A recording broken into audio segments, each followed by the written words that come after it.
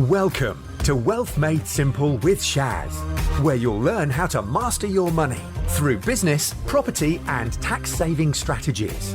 Your host has collectively helped his clients make tens of millions of pounds in additional profits through these strategic approaches to business. Introducing Shaz Nawaz, an award-winning chartered accountant, property tax expert, entrepreneur, and property investor. The Goldmine Area. Goldmine Areas. See, I've read your mind. You did read my mind and possibly my notes. No. You mean you make notes? Of course I make notes. What's wrong with you? Well, I'm not as smart as you, Shaz. I can't do You mean this you're without taking this notes. very seriously and you prepare and you do your research and you Absolutely. think about things and you write it down? I don't want to give people wrong information. And Or you mean you go to every effort to give them the best information? exactly that. So What is the Goldmine Area? a goldmine area is a location that for you has excellent potential for property investment. It's an area that has potentially got high demand for housing and you are expecting it based on your research to experience significant growth and development in the future. Could be in an up-and-coming neighborhood. It could be a well-liked area within a well-established area that you like, or just an area in general within a town or city or village that's in high demand. Now, there are a number of benefits of knowing your goldmine area that people often miss, or I wouldn't say miss, but they misunderstand why they need a goldmine area. So, I mean, the first and biggest one, and the thing that people, I think, probably talk about most is potential for capital growth. Investing in the right goldmine area for you can lead to you investing in an area that has significant capital growth potential over time. And that's because the demand for the property in the area increases, and as more people move into the area, property values are more likely to rise. As they rise, they provide investors with a high return on their investment. And this capital growth can generally be realised over one of two ways. The first way is through the sale of the property, obviously, or refinancing the property and taking out the equity that you've got stored in it. Second to that, you've got the rental yield. The high demand for housing in a high demand area, goldmine area, can result in high rental yields, providing you with a significant source of income. And a high rental yield means that the rental income generated by the property is proportionally higher than the property's purchase price, which is always a good thing. And I believe this is a valuable source of income for you, and it allows you to, consistently grow your portfolio over time. Another benefit of a good goldmine area is that in some cases it can reduce the risk. What I mean by that is it reduces the risk of low occupancy, void periods where you don't have tenants in. It can, and because you've picked an area that's high in demand, you're generally not going to have any trouble with selling the property if you want to exit in the future, or with growth within the future. It's not going to depreciate necessarily as bad within a crash as potentially weaker areas do, because it's got a strong growth potential in the first place. I'm still waiting to hear from you where the gold is, by the way. Oh, we'll get there. And, off the back of the reduced risk is that, the properties when you exit are indeed easier to sell. So there's your first four right there, and all very good things. Potential for capital growth is increased, rental yield, reduced risk, easier to sell. Some strong points there. Alongside that, because it's an area of high demand, and you're less likely to have significant periods of time with voids within your properties, you'll have increased cash flow. And there's your gold. The cash. The cash. With high rental yields in goldmine areas, this can provide you with a consistent stream of steady income that can be reinvested in future properties, or it can be used to, improve what you've already got there.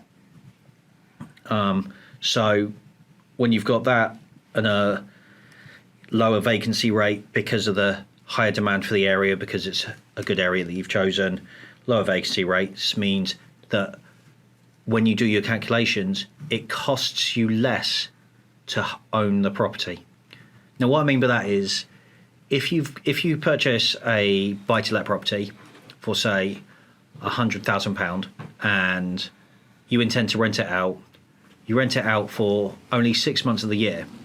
In that 6 months, you're renting it out for, let's be conservative and say you're renting it out for £500 a month. £500 a month times 6 months is £3,000. If that rental property is costing you, say, £300 a month in mortgage payments, in a year, it's going to cost you £3,600. So already, before you took in, ancillary costs like servicing, repairs, maintenance, things like that, you're already £600 down, because you've bought in a location that doesn't have a high demand for tenancies, so it's going to cost you money. Whereas if you've got high demand for tenancies rather than low demand for tenancies, you're not going to have 6 months of voids in a year. You might have one, maybe two, or none. So how big should my Goldmine area be? We'll get onto that. We're getting there. You're drip feeding me. I am. Okay. I'm going to run through my list. I've got some some things that about. So I'm not allowed to ask any questions as we go along. Oh, of course you're allowed to ask questions. The thing with the Goldmine area is, okay, let's talk about size. How big do you want it to be? How diverse are you prepared to make your portfolio? Because your Goldmine area could be as small as a single street, but it could be as big as an entire town. It depends on what works for you. You need to find what works for your strategies, for the type of tenants you're looking for your. So you think first I've got to have a strategy, and then find a Goldmine area that fits the strategy. Yes. Sorry, did I not mention that? I may have missed that beforehand. See, this is why Shaz is here. It's all becoming clear now. It's all becoming clear. So yeah, if you have a strategy that requires you to, for example, student accommodation, if that is your strategy, then your Goldmine area is going to be around universities. It's going to be near to universities. There's no point trying to find a Goldmine area for student accommodation 50 miles away from any college or university, because it won't work. Where's the best place to have a burger van if you're selling burgers, Kieran? Outside a nightclub on a Friday night or a Saturday night. Wherever there's hungry people. I mean, that too. So I think your answer's better. That fits in line with this, doesn't it? Yeah, absolutely. Yeah. Which people need to think about. I think, like you said, I think when people start using kind of corporate buzzwords like strategy and tactics and leadership and management and culture, a lot of people kind of tend to get confused. And we'll cover strategy at some point, but it's important that all of this is in harmony, in sync with everything, because some people don't think about these things. Oh, I'll just choose, for example, Peterborough, because that's where we're based, as my Goldmine area, but they're looking to do something in a particular type of strategy where it might lend itself better, let's just say... to Brighton. Yeah, or even to say, let's say Stamford or Arundel, because if you're talking about Peterborough, or somewhere close like Spalding here, which has kind of small market towns in and around Peterborough for those people who aren't familiar with the area. And so, you're missing a trick by just driving 5, 10, 15, 20 miles up the road, okay, and having a strategy that fits in line or a place that fits in line with your strategy, as opposed to not thinking about it, if that makes sense. So you've got to connect those dots, haven't you? Yeah, I think... Is the point you're trying to make. Yeah. A lot of people do testing and they do their due diligence in isolation. And what I mean by that is, this area here, for example, this area here is my Goldmine area. it's got high rental yields, it's got low vacancy rates. That's great. Okay, that's done. So I know my goldmine area. And that's all they do for their goldmine area. And then they go, right, my strategy is, for example, commercial conversions, because we like those, or serviced accommodation, or let's use serviced accommodation for argument's sake. So the strategy is serviced accommodation. So if I... So for anybody who's not aware, because we have covered this previously, just a one-liner on what's serviced accommodation. Serviced accommodation is the furnished holiday lets and Serviced apartments. Serviced apartments. Where you're selling by the night. By the night, yeah. Individual apartments, individual rooms, individual houses that are sold on a nightly basis rather than long-term tenancies or short-term tenancies, which are, over 30 days. Got it. Cool. And so you've picked your goldmine area because of the high rental yields and because of the low vacancy rates, and then you've picked serviced accommodation because of its high cash flow, and scalability. And scalability. But when you look at them both in isolation, high rental yield, low vacancy sounds great. High cash flow, scalability sounds great. But if you put those two things together, they don't mesh so well, because you're not necessarily interested in the high rental yields for serviced accommodation because it's a different type of business. So, you've got to make sure that everything is harmonious, synchronous with everything else. You can't look at each individual aspect of your business in isolation, in a void. You've got to look at it as a whole. You've got to take a bird's eye view, as it were. Hand in glove fit. Yeah. Of the whole thing. Okay. Yeah. And that's my view on how big your area should be. It depends. It's your favourite answer, isn't it? As an accountant, it is, yeah. Sometimes for solicitors and lawyers, yeah. Yeah. One of the other benefits of having niched down into a good goldmine area for yourself, for your strategy, for what you're doing, is if it is a really good goldmine area. Oh, I thought you were asking me there, by the way, but go on, carry on. If it is a good goldmine area, there is fantastic opportunity to network, because I promise you won't be the only investor in that area, and suddenly you can be introducing yourself or get introduced to other people working within that area, doing similar things, and collaborating possibly. And collaborating, sharing ideas, working together, sharing ideas, finding out what works there, what doesn't work there. So and as we both know, networking is key to business success, especially in property. Yeah, as our friend Rob Moore says, your network is your net worth, and he's right, isn't he? Yeah, absolutely. Yeah, completely right. And so Shaz, tell me, how do you find your goldmine area? What do you look for? I keep it really simple, because I'm a simple bloke, as you know, and complicated doesn't work for me. When I chose my goldmine area, in fact, was mainly based on how far am I willing to travel. So as you know, we've got clients up and down the country. We've got clients in London who invest in Scotland. It's a long way to travel. Yeah, and but if it works for them, absolutely, and everybody's different. That's the whole point, isn't it? If it works for you, or that's what you want, fine. But I thought one of my non-negotiables is I don't want to be travelling anywhere that takes me longer than an hour. Okay, so is that including traffic? You're assuming I'm going to drive, or be driven, or you're assuming I'm going to travel in a car. Do you have that helicopter yet? No, but that's an aspiration, isn't it? You were talking about having big dreams and all that kind of stuff. Were you making that up? No. Are you trying to burst my bubble now? Not yet. You've not been fooling with me, have you? No. All that stuff you said was true, wasn't it? How big goes, big aspirations. Okay, think big and then you can achieve it. Think and grow big. Yeah. Reach for the stars or whatever and you end up on the moon or something like that. Yeah? Yeah. That was all true, wasn't it? Yeah. All true. Yeah. So I can believe in those fantasies, yeah? Yeah.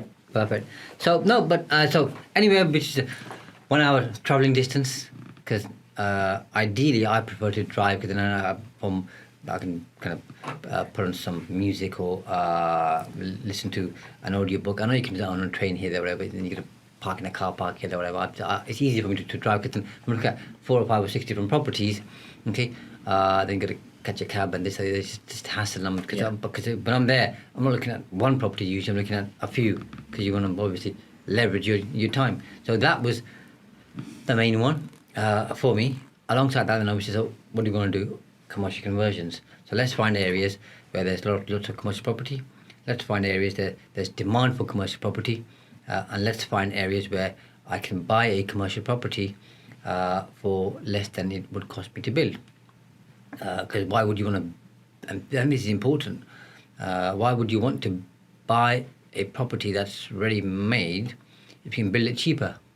Yeah. That's a margin, isn't it? Yeah. So I did the maths on that and said, But why would you build it if you can buy a ready-made property and just convert it for less money? yeah, absolutely. Yeah, which is the same thing, isn't it? Yeah, same thing, and the other way around. Yeah, that's right. So I did that, and then looked at, obviously, being an accountant, generally speaking, price per square foot to buy it, price per square to convert, price per square foot in terms of the GDV, the gross development value, to whether I'm refinancing, selling, doing whatever I'm doing. So to make sure that those numbers and margins are in line with my overall strategy. And I'm okay. Now, within an hour traveling distance, which areas are they? And then found those and said, I'll go for that one there.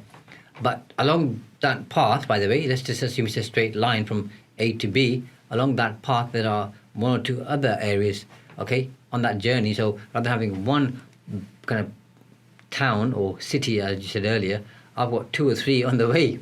So although it's still an area, Goldmine Area, and I think quite often people refer to it as a hub and spoke, whether it's property or something else, in terms of when you're looking to scale up.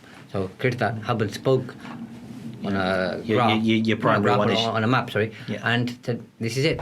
So, and that's what I've done. Yeah, your primary one is your planet, and you've got lots of moons orbiting that. Yeah, like we do in our stuff that we share with people. That's right. Yeah, which is fantastic. So what you're saying to me, Shaz, is there's not one place that is the Goldmine Area. It's all about what you're doing, who you're working with, what your aim is, and where you live personally, and how far you're willing to travel. I think people jump on the bandwagon too much. So in the past, and no disrespect to any other town or city, by the way, or any of the ones I'm about to mention, people say, oh, Coventry's really good. Go there. Birmingham's good. Leeds, Bristol, these are the ones that we've heard. Manchester. Okay? But people are saying that because they've probably done the research and it works for them. And then so many people jump on the bandwagon. It stops working. No, but it doesn't work for them because they haven't got that strategy, and this isn't working. Like I've shared with you in the past, Kieran, for example, when we talk about marketing, and let's just talk about telemarketing, by the way, because I think this is also relevant. No, telemarketing doesn't work. Telemarketing does work, you've just not been able to make it work, because there's 84 components in telemarketing, okay, all the way from how you market your particular product or service. Obviously, this also is important to property as well, because you can obviously have a telesales team looking to buy or sell property for you. And there's so many moving components in terms of your process, who makes the call, how they make the call, how they talk to people, do they have a script, what's your marketing saying, what's your offer, okay, what's the copy, all that type of stuff, and everything that goes with it. And one of the fundamental things, and it's something we've discussed before, not necessarily not here, but we have discussed it before, is the difference it makes when you smile as you answer the phone. Yep. Just to the intonation of your voice. People can tell. But you're never smiling when you call me on the phone. No, I'm never smiling when I answer. So you are smiling when you call me, though? I'm smiling when I call you. Okay. I'm going to listen out for that one next time.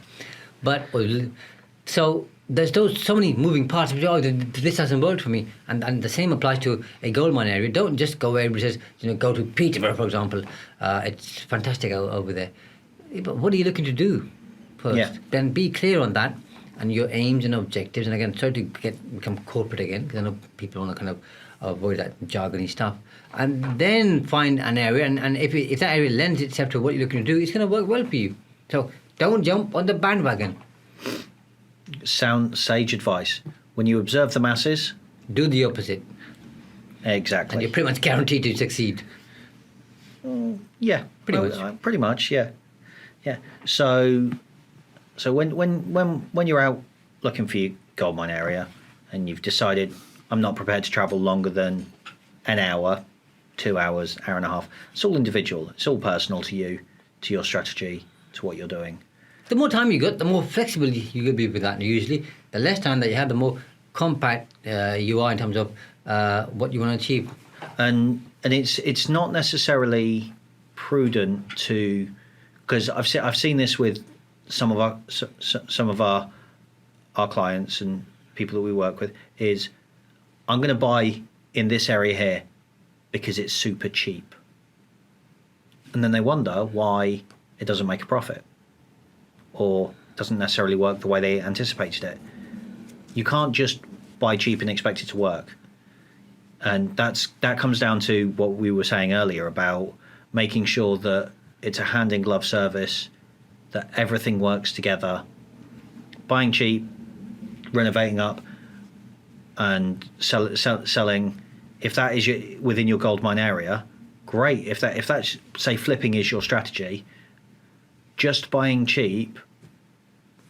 If the area itself has low value, there's still going to be a ceiling on what you can sell the property for. It doesn't matter if you add 72 bathrooms and 3 Olympic-sized swimming pools.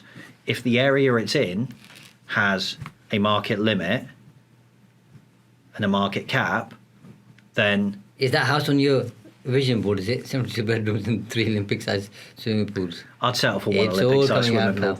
Yeah.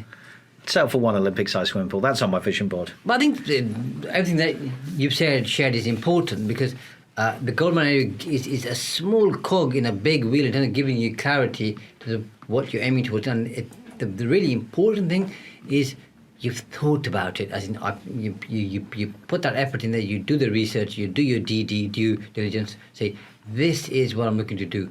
And again, that's quite a few cogs in terms of doing your overall research. But you've got to do that heavy lifting up front. To make the property machine work, you need each cog working. Absolutely. And then we're going to just pick up on something you mentioned in terms of cheap.